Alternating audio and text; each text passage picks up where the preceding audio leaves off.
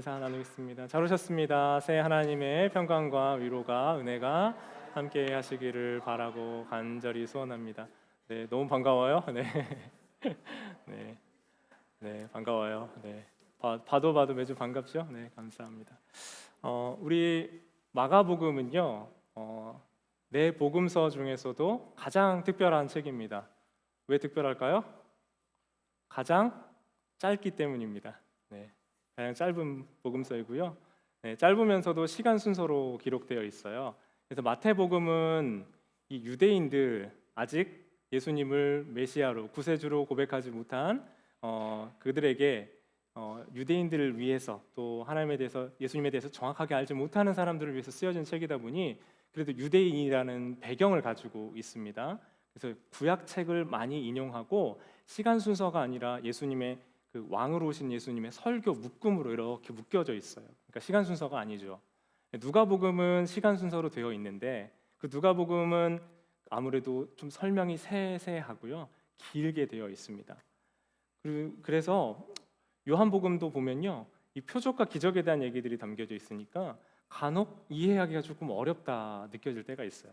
그런데 여러분, 마가복음은 유대적인 이 유대인들의 배경을 완전히 이해하지 못하는 사람들 에게 쓰여진 책입니다. 특별히 그 당시 헬라 문화권 로마에 있었던 사람들과 그 모든 세계에 있는 이방인들을 위한 책이었기 때문에요, 이해하는데 우리가 보기에도 도움이 많이 돼요. 왜냐하면 이야기가 주로 사건 중심으로 되어 있어요. 그래서 굵직굵직한 사건들로 되어 있고 이야기 전개의 속도가 굉장히 빠릅니다. 묘사도 간결하고요.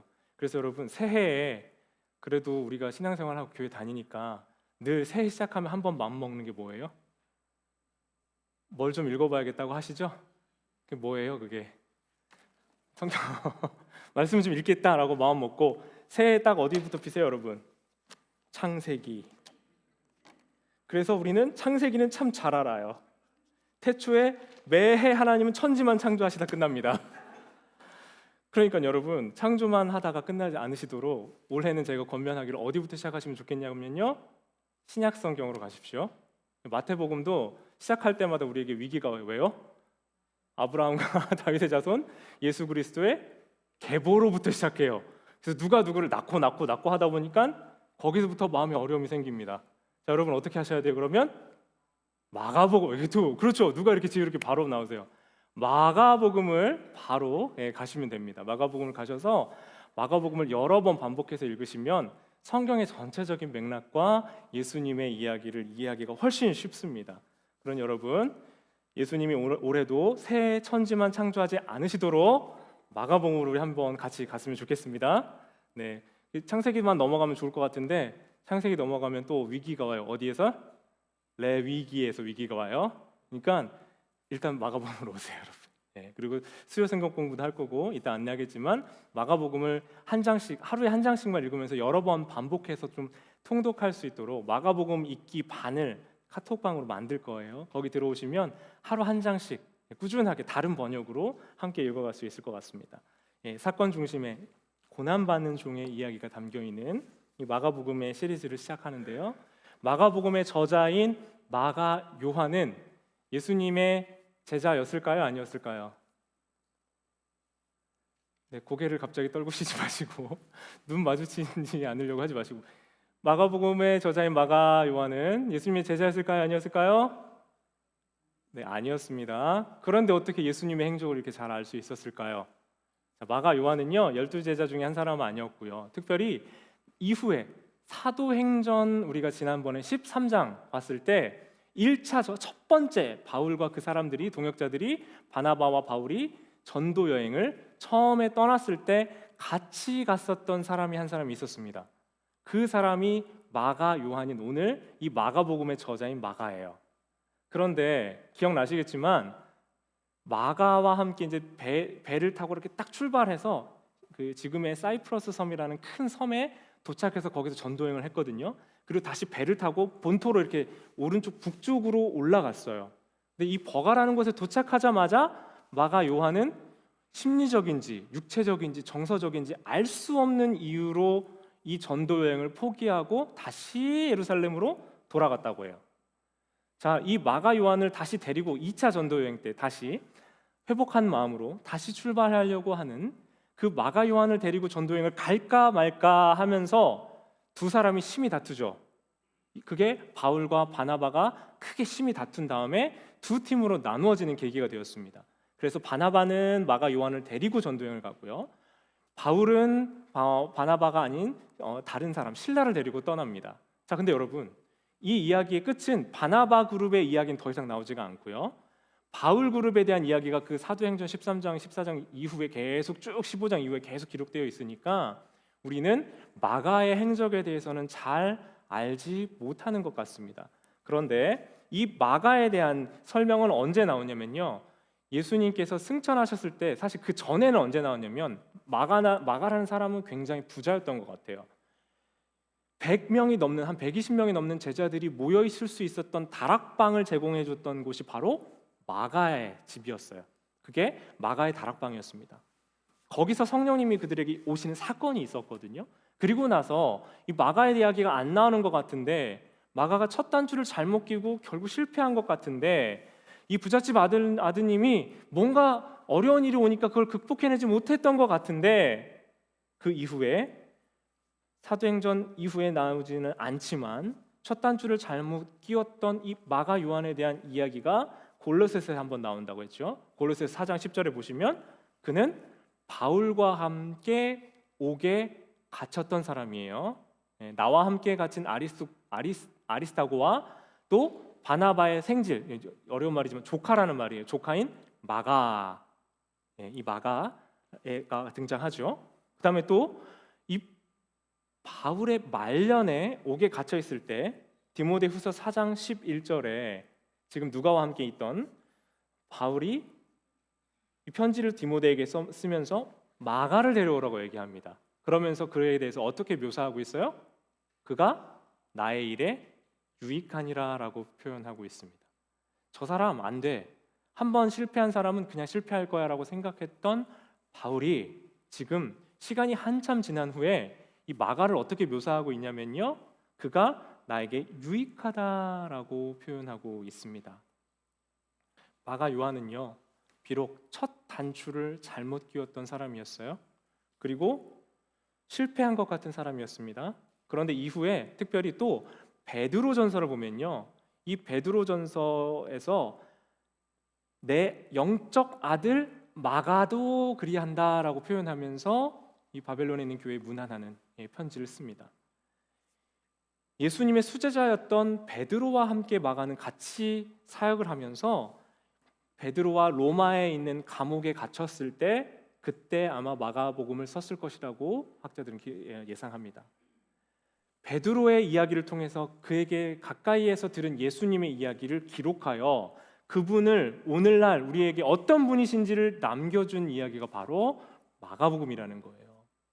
처음에 실패하고 실수하고 잘못한 실패자였던 것 같은 마가 요한이었지만 여러분, 그의 끝은 하나님의 부름과 약속 안에서 우리에게 복음을 전하는, 생명을 전하는 은혜의 자리로 우리를 인도해주는 좋은 인도자 역할을 했다라는 겁니다.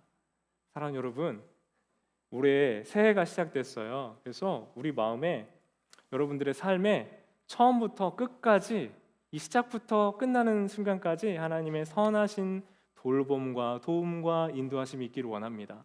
첫 단추도 잘 끼우시고 마지막 단추까지 잘 끼워지는 2024년 되시기를 주님의 이름으로 축원합니다.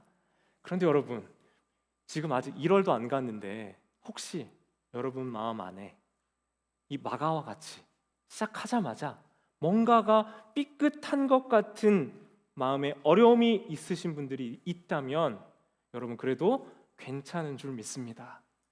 왜냐면요, 시작하지 않은 얼마 되지 않은 상황에서도 이 포기하고 돌아갔던 마가 요한을 다시 일으켜 세워서 하나님의 사람으로 사용하시고 불러주시고 치유하셨던 그 하나님의 손길과 은혜와 돌봄 아래 함께 하신다면 하나님께서는 오늘 우리에게도 다시 일어날 힘과 길과 은혜를 허락해 주시는 줄 믿습니다. 문제가 있어서 문제가 아니고요, 그 문제를 방치하면 문제가 되는 거예요. 문제 때문에 문제가 되는 게 아니라 그 문제를 내 손으로 해결하고 어떻게든 문제로 남겨두기 때문에 문제가 되는 겁니다. 그 문제를 누구에게 가져오시면 우리 하나님 앞으로 가져오신다면, 하나님이 이끄시도록 우리의 삶을 맡겨드린다면 올 한 해 2024년도 새해의 삶도 우리는 끝까지 믿음으로 승리하게 될 수 있을 줄 믿습니다. 그렇게 새로 시작하는 은혜, 회복하시는 은혜, 살게 하시는 은혜를 주시는 주님이 우리 사랑하는 모든 성도님들과 함께 하시기를 주님의 이름으로 다시 한번 축원합니다. 오늘 마가복음은요, 이 마가복음을 이렇게 시작해요. 하나님의 아들 예수 그리스도의 복음의 시작이라. 제가 오늘 생일 때 축복하는 빵 하는 그거 준비하려다 못했는데 어떤 느낌이냐면요, 여러분, 마가복음은 지체하지 않아요. 다른 복음서와 다르게요, 지체 없이 예수님이 하나님의 아들이시다 하고 빵빠레를 빵 울리고 폭죽을 빵 터뜨리는 느낌으로 이 본문을 시작합니다. 왜냐면요, 하나님의 아들 예수 그리스도의 복음이 드디어 시작되었다. 우리가 기다리고 애태웠던 그 메시아가 오셨다라는 선언을 오늘 본문을 통해서 하고 있는 겁니다. 그토록 바라고 원했던 그리스도가 바로 기름 부은 왕족, 기름 부음을 받은 왕족이라는 크리스토스라는 말이에요. 그리고 이것을 모든 지금 로마라는 이 압제를 하고 있는 그 어느 식민 지배를 하고 있는 그 나라의 모든 압제와 괴로움과 고통에서부터 건져줄 수 있는 구원자라는 말입니다. 그러니까 예수 그리스도시란 말은 우리를 압제와 어려움과 고통과 문제에서부터 구원해줄 메시아다라는 말이에요. 어려움과 문제의 상황에 있었던 그들에게 드디어 하나님의 아들 메시아가 오셨다라는 것을 이 1장 1절로부터 선언하고 있는 거예요. 우리는 그냥 이렇게 보면서 하나님의 아들 예수 그리스도의 복음의 시작이라고 있지만 이 본문은 이렇게 읽을 수 없는 메시지와 힘을 담고 있다라는 겁니다. 이 기쁜 소식, 정확한 소식을 간결하고 분명하게 묘사해주고 있는 거예요. 여러분, 사랑하는 여러분, 우리는 그 시대와 우리의 시대가 다르기 때문에 이때와 우리는 달라서요, 우리 스스로를 내가 다스리고 구원할 수 있을 거라고 생각합니다. 누가 어떤 그리스도가 오지 않아도 내 힘으로 이때는 내가 살고 있는 이 세상은 내 힘으로 나를 구원할 수 있을 것이라고 생각해요. 식민 지배를 누가 하는 것도 아니고 먹을 것이 없는 시대도 아니고 누가 나를 제한하는 시대도 아니기 때문에 내가 노력만 하면 다 모든 것이 나를 구원할 수 있다. 내 힘으로 구원할 수 있다. 내가 노력을 하지 않아서라고 이야기하는 시대를 살고 있습니다. 내 부족한 결핍을 채우고 내 약한 부분을 보강하고 채워놓으면 내가 나 스스로를 구원할 수 있을 거야 라고 생각해요. 그래서 여러분, 우리가 부족하게 느끼는 게 무엇입니까? 끊임없이 채우고 싶으신 게 무엇입니까? 물질이죠, 지식이죠, 힘이죠, 관계죠, 능력이죠. 그것들을 채우고 나면 내게 없는 그것들을 채우고 나면 난 괜찮을 수 있어. 나는 내가 지금 겪고 있는 더 이상의 고통이나 허무나 절망이 나를 사로잡지 않을 거야 라고 생각합니다.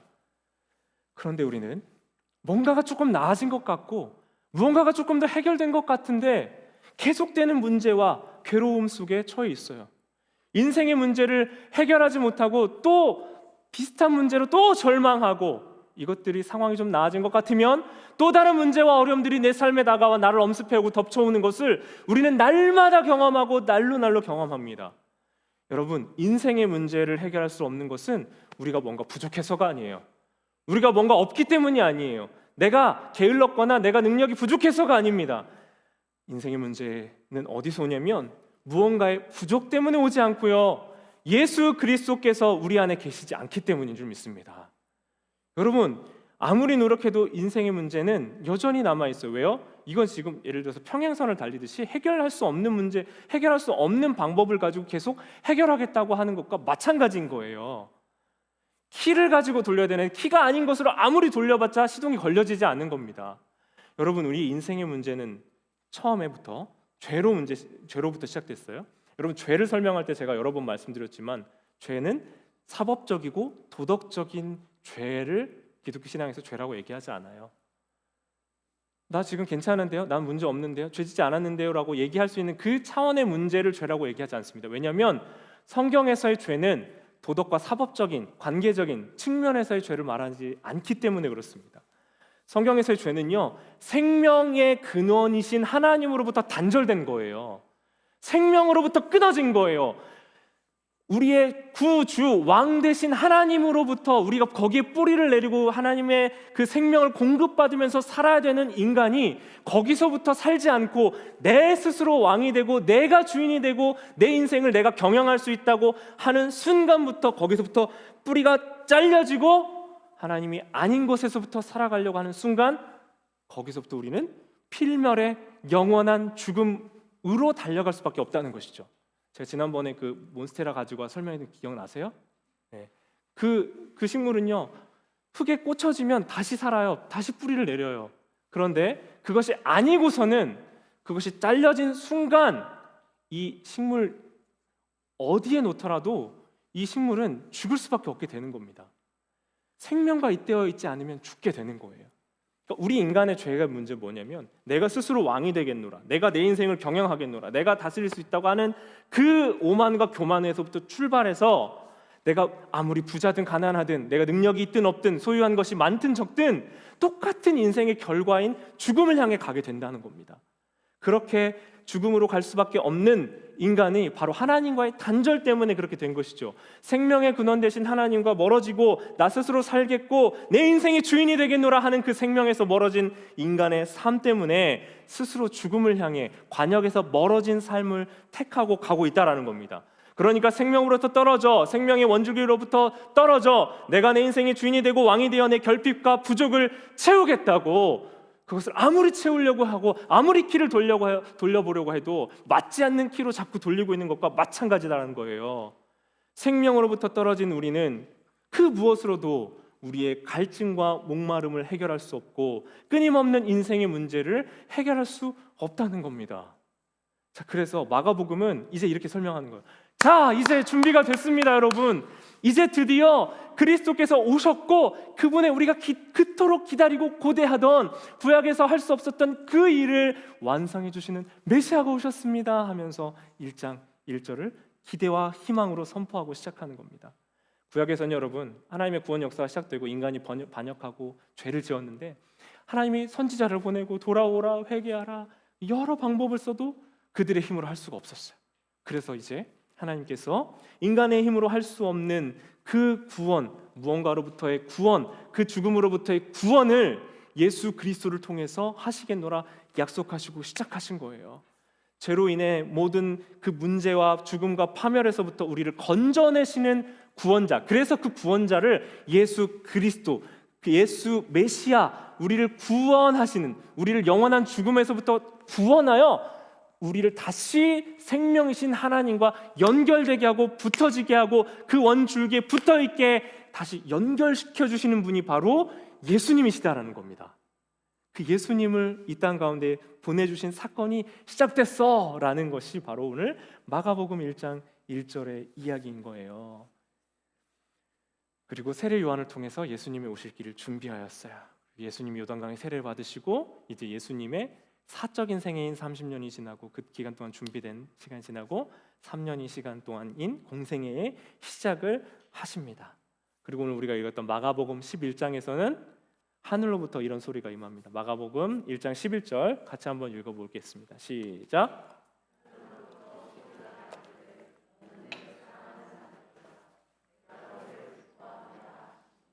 예수님이요 세례를 받으실 때 하늘로부터 이 소리가 났대요. 근데 내가 너를 기뻐한다, 너는 내 사랑하는 아들이라 라고 하는 이 하나님의 음성으로 예수님이 하나님의 아들이신 것을 확인하는 순간이 여러 번 나오는데요.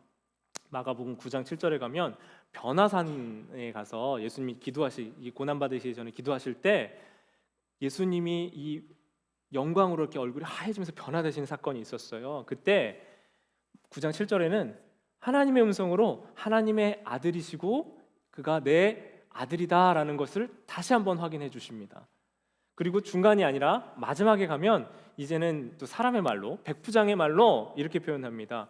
이 사람은 진실로 하나님의 아들이었도다라고 증언하고 있어요. 그러니까 그분이 메시아일 수 있는 이유는요, 하나님의 아들이시기 때문에 그렇거든요. 세상을 창조하신 분의 아들이기 때문에 가능한 거예요. 그리고 그 구원자이신 하나님의 아들 예수님이 이 땅에 오신 그분이 하나님의 아들인 것이 확인되는 이유는요, 스스로 말씀하신 또 주변의 사람들의 이야기가 아니라 하늘로부터 하나님께서 친히 자기 음성을 통해 들려주시고 보여주셨기 때문인 줄 믿습니다. 자기 음성을 통해서 이게 내 아들이야, 내가 이 아이를 기뻐한다 라고 말씀하시는 거예요. 하나님이 기뻐하시는 아들, 인간의 모습으로 이 땅에 육신의 모습을 입고 이 땅에 와서 인간의 모습을 한 메시아. 여러분, 이것은 어느 종교에서도 나타날 수 없는 이야기인 거예요. 할 수 없는 이야기입니다. 고난, 마가복음의 주제는 고난받는 종이거든요. 고난받는 그 종은 구원자, 창조주, 메시아예요. 이게 어디에서 나타날 수 있는 이야기이겠습니까? 여러분, 죄로 인해 하나님과 단절된 우리를 하나님과 다시 연결시키기 위해서는 대속의 죽음이 필요했습니다. 그냥 말로 해결이 안 되고요. 누군가의 속죄 제사가 있어야 되는데 우리 모든 죄를 한꺼번에 다 지고 죽으신 그 속죄 죽음으로 인해서 이제 우리는 용서가 생기고 구원의 여지가 생겨서 하나님과 다시 연결될 수 있게 된 겁니다. 그분이 우리에게 오신 그 소식은 기쁨의 소식이고 복된 소식이었습니다. 그런데 이 기쁜 소식이 무엇과 함께 이루어진다고요? 예수님의 죽음과 함께 이루어져야 된다고요. 자, 하늘에서 너는 내 사랑하는 아들이고 내가 너를 기뻐한다라는 음성이 우리가 들을 때는 이렇게 오케스트라가 쫙 펼쳐지면서 하얀 빛이 반짝반짝하면서 너무 기쁘고 신나는 목소리로 너는 내 사랑하는 아들이야, 내가 너를 기뻐한다, 이런 느낌으로 이 말씀이 그 가운데 임해질 것 같았는데요. 사실 지금까지 저도 그렇게 읽어왔는데요. 이 본문을 묵상하니 여러분, 사실은 아들의 메시아의 죽음을 통해서 완성되는 구원이잖아요. 이 본문은 웃음과 기쁨과 행복과 환희로만 시작될 수 없는 장면이에요. 우리를 위해서는 기쁨의 소식이고 소망과 즐거움의 소식이지만 이 내 사랑하는 아들과 기뻐하는 자라는 이 말씀 속에는 1장 11절의 말씀에는 이사야 42장 1절의 이야기가 담겨 있는 거예요. 이사야 42장 1절, 내가 붙드는 나의 종 내 마음에 기뻐하는 자 곧 내가 택한 사람을 보라, 내가 나의 영을 그에게 주었은즉 그가 이방의 정의를 베풀리라. 내 마음에 기뻐하는 자라는 표현이 또 나오죠. 내 마음이 기뻐하는 자가 누구예요? 이사야에서는요, 고난받는 종이에요, 고통받는 종이에요, 죽임당하는 종이에요. 그러니까 내 마음에 기뻐하는 내 아들을 통해서 이사야에서 미리 무엇이 약속되어 있었냐면요, 내 마음에 기뻐하는 그를 통해서 그가 고통받을 것이고 그 고통받는 자를 통해서 구원의 회복이 일어날 것이다 라고 말씀하시는 겁니다. 내가 너를 기뻐한다라는 말에 담겨있는 아버지 하나님의 고통과 아픔이 이 안에 있는 겁니다. 하나님이 기뻐하시는 대상을 통해서 이 땅의 정의와 소망과 기쁨을 베풀 것인데, 이사야서는요, 이 종이 힘이 없거나 연약해서 죽임당할 것이 아니라 아들, 그 하나님의 그 부여받은 그 기쁨 바의 일을 감당하기 위해서 그 일을 하실 거라고 얘기하고 있는 거예요. 그러니까 오늘 마가복음을 보면요, 여러분, 예수님이 죄를 짓거나 힘이 없어서 십자가에서 죽으실 것이 아니라 하나님이 기뻐하시는 그 일을 하기 위해 오셨고 시작부터 끝까지 그 일을 하러 오셨고 하시다 가실 것이다 라는 것을 말씀하고 있는 것입니다. 예수님의 세례를 받으시면서 기쁨이라 선포되는 이 장면은 하나님의 기쁨뿐만 아니라 하나님의 고통, 슬픔도 함께 담겨있는 이야기예요. 메시아의 길을 따르는 우리에게도 기쁘게만 읽을 수 없는, 신나게만 읽을 수 없는 생명의 길이지만 고난의 길인 것입니다. 여러분, 우리가 지난 2년 전쯤에 창세기 말씀 봤잖아요. 창세기 22장에서 아브라함 이야기 기억나세요? 아브라함이 할아버지였을 때 얻은 아들이 이삭이죠. 그 이삭이 장성해서 이제 하나님이 약속하신 대로 그 약속으로 많은 자손들이 그에게 허락될 것 같다라는 이 시작이 이제 될 것 같았어요. 그런데 하나님이 아브라함을 시험하세요. 그리고 어떻게 합니까? 그 아들 다시 나한테 돌려주라고. 제사 드려서 죽여서 다시 나한테 돌려줘라고 얘기하세요. 이해가 안 되는 장면이죠. 시험이라는 상황이 쫙 연출이 돼요. 22장에 가면 창세기에. 그리고 이 시험을 통해서 아브라함은 3일 길을 걸어가지고 이삭과 함께 이 제사 드려야 되는 그 장소로 갑니다. 여러분, 시험은요, 여러분 학교에서도 시험 보시고 시험 보죠? 시험 왜 보세요? 운전면허 시험 최근에 본 분도 있죠? 시험을 왜 봐요? 점검하는 거예요. 감추어져 있었던 것들을 확인하는 겁니다. 점검하고 시험을 통해서 무엇이 중요한지를 알고 무엇이 준비되어야 되는지를 알게 되는 겁니다. 아들을 주시고 그 아들을 돌려달라고 하는 시험을 통해서 하나님이 이 과정을 통해 알고자 드러나게 하고자 하신 것들이 있었어요. 이삭이 받쳐질 때 나이를 학자들은요, 이삭을 한 10대 후반, 20대 중반까지 보기도 하고, 많이 본 이 랍비들의 경우에는 그 다음 장에 사라가 죽는 장면하고 연결해서 사라가 127세 죽으니까 90세 얻었으니까 아마 그 소식을 듣고 놀라서 죽었는데 아들이 한 37세쯤 됐을 것이다까지 봐요. 저랑 가까운 나이잖아요. 그러니까 나이가 중요하진 않은데요, 뭐가 중요하냐면 10대 후반부터는 벌써 우리 청소년들 보면은 제가 맞을 것 같거든요, 말 잘못하면. 그러니까 10대 후반부터는 벌써 이미 충분히 장성한 힘을 가진 사람이라는 거예요. 그러니까 이 본문에서 나타나고 있는 건 뭐냐면 이삭이 이 제단에 쌓아야 되는 나무, 짐들을 들고 올라간단 말이에요. 그러니까 충분한 힘을 가진 이삭은 파파 할아버지인 아브라함보다 훨씬 힘이 셌던 사람으로 이 장면에서 쫙 묘사가 돼요.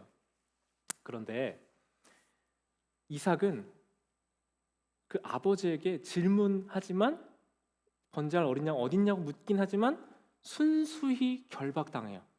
묶임을 당해요. 그리고 제단 앞에서 그것을 기다리고 있습니다. 아무 생각이 없거나 힘이 없어서가 아니었어요. 아브라함보다 훨씬 힘도 셉니다. 아버지 이상하시네? 아버지가 이제 정신을 잃으셨네? 노망나셨나? 정신 잃으셨나? 하면서 일단 도망가고 볼 수도 있었습니다. 그런데 여러분, 우리는 이 본문에서 아브라함의 순종을 강조해서 보지만 우리가 다시 한번 주목해서 눈여겨보아야 되는 게 뭐냐면 아들 이삭의 순종인 거예요. 아브라함의 약속이 그 후세대에게 이어지기 위해서는 이삭의 순종도 필요했던 겁니다. 이 본문을 통해서 우리는 정말 이삭을 내려치려고 하는 그 순간에 하나님이 인신재산을 원하지 않으시기 때문에 아브라함의 마음을 시험하고 점검한 뒤 그리고 나서 순종하는 그를 보고 아들을 다시 그에게 기쁘게 돌려주시는 장면을 봅니다. 여러분, 하나님은 아들 예수 그리스도를 통해 우리에게 십자가 구원을 주셨습니다. 하나님의 사랑과 구원의 계획이 실현되기 위해서 반드시 필요했던 게 뭐예요? 예수님의 순종이에요. 하나님의 의지뿐만 아니라 예수님의 순종이 필요했다는 거예요. 힘이 없어서 끌려가서 죽었던 것이 아니라는 말입니다. 죄와 함께 할 수 없었던 하나님은 인간들의 죄에 대한 속죄 프로세스가 필요했어요. 그래서 아들의 순종, 아들이 모두 그 십자가라는 곳에서 대신 죽는 대속 죽음을 통해서 그 일을 하실 수 있다는 것을 아셨던 거예요. 아브라함이 이삭을 해하는 장면에서 아브라함의 손은 멈추시지만, 그러나 하나님 아버지의 마음은 어땠을까요? 이제 이미 예정되어 있었던 보내실 약속된 아들이신 예수 그리스도의 죽음은 이미 알고 예정되어 있었던 그 하나님의 마음이 이 본문에서도, 이 마가복음의 시작에서도 우리는 볼 수 있고 확인할 수 있게 된다는 겁니다.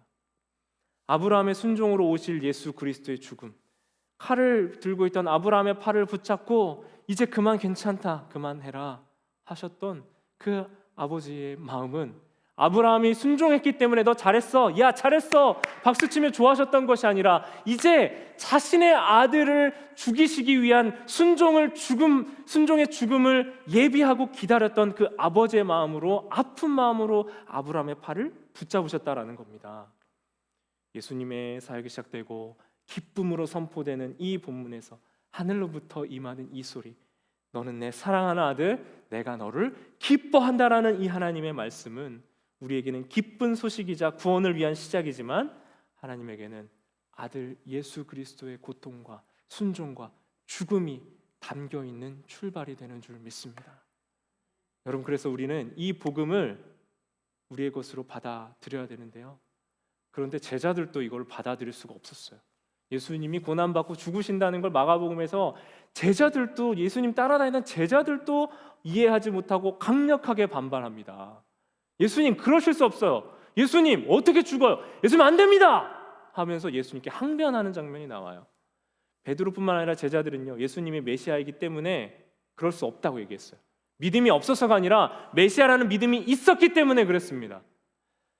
그들에게는 믿음이 있었어요. 예수님이 메시아라는 믿음이 있었습니다. 그래서 반발했어요. 여러분, 우리에게도 믿음이 있습니다.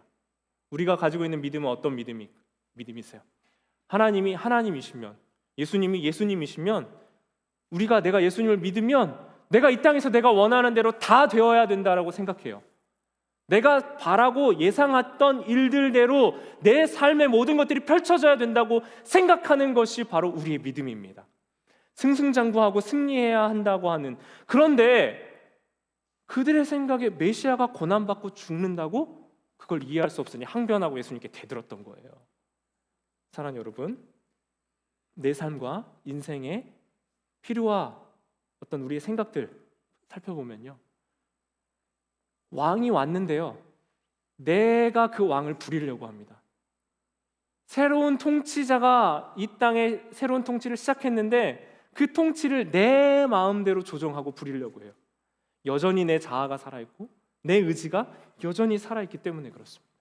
내 삶의 인생의 어떤 필요한 시각들과 생각들은 내 뜻대로 되어야 된다고 자꾸 생각해요. 예수님이 보여주신 그 철저한 순종과 사랑이 아니라 왕으로 오셨다? 그러면 내가 그분과 함께하면 나도 왕과 함께하는 인생이 될 것이라는 생각을 하기 때문입니다. 복음은 유앙겔리온이라는 말로 헬라어로 되어 있어요. 이 말은요, 새로운 나라가 시작되었다, 왕국이 바뀌었단 말이에요. 복음을 쉽게 풀어서 복된 소식, 좋은 소식이라고 하거든요. 그것이 복되고 좋은 소식인 것은 새로운 나라가 오고 새로운 통치자가 임했다라는 소식들을 가지고 올 때 유앙겔리온이라는 말을 썼기 때문에 그래요. 이 당시 헬라, 페르시아 왕조가 망해가고 다시 세워나가는 이 과정 속에서 다시 이 기존의 나라의 질서가 끝났고 새로운 나라의 질서가 들어왔다 하면서 그것이 좋은 소식이고 기쁜 소식이를 기대하는 말이었던 겁니다. 우리에게 지금까지 우리를 다스려왔던 옛 방식과 옛 나라가 있습니다. 우리가 예수님을, 이 복음을 받아들인다면, 이 복음을 바로 듣는다면 내가 살아왔던 옛 삶의 방식을 바꾸고 버리는 겁니다.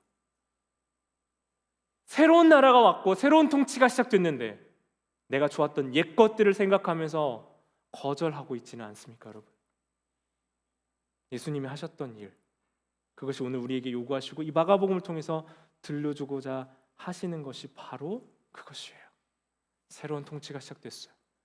새로운 왕이, 이 땅에 여러분이 지금까지 살아왔던 삶의 방식이 아니라 새로운 복음의 방식, 하나님 나라의 통치 방식, 이 말씀이 우리에게 들려주시고 알려주시는 하나님 나라의 말씀이 우리에게 시작된 줄 믿습니다. 그 나라의 법과 방식을 따라 살 때 우리는 영원한 죽음과 필면의 죽음이 아니라 생명과 잇대어져 있는 소망과 희망의 하나님의 기뻐하시는 뜻을 쫓아가는 그런 생명과 연결되어 있는 인생으로 다시 연결될 줄 믿습니다. 우리 같이 이 시간 기도하시면서 이 새롭고 복된 소식을 한번 붙들었으면 좋겠습니다. 여러분, 우리 마음 안에는 여전히 내가 원하고 바라고 기대했던 그것들에 대한 욕구와 갈망들이 있어요. 내 의지와 내 욕구를 잘 꺾여지지 않아요. 예수님을 동원해서라도, 예수님을 사용해서라도 내가 원하고 뜻하는 것을 원하는 대로 하고 싶어하는 것이 우리의 믿음입니다. 그러나 여러분, 하나님의 아들 예수 그리스도의 복음의 시작은 그렇게 시작되지 않습니다. 새로운 나라의 통치가 시작되었다. 내 옛 자아와 옛 습관과 옛 방식의 사고들이 죽고 내 입에서 나오는 판단과 정죄와 미움과 악독한 모든 것이 죽고 이제 새로운 약속의 자녀로 우리를 불러주시는 줄 믿습니다. 첫 단추 잘못 끼워진 것 같아도 괜찮습니다. 다시 시작하십시오. 다시 불러주시는 은혜, 문제가 있어서 문제가 아니라 그 문제를 하나님 앞에 가져오는 순간 더 이상 그 문제는 문제되지 않습니다. 우리 시간 같이 기도하면서, 하나님, 넉넉하게 이길 힘도 주신다고 하셨으니 문제 너머에 계신 우리 주님께서 우리를 붙잡아 주십시오. 우리에게 새로운 소망과 힘 주시고 하나님의 은혜를 사모하며 나아갈 수 있는 그 모든 것들을 허락하여 주옵소서. 내 마음을 우리 하나님께로 더 가까이 가면서 함께 찬양하고 기도하도록 하겠습니다. 함께 기도합니다. 하나님, 우리가 우리의 마음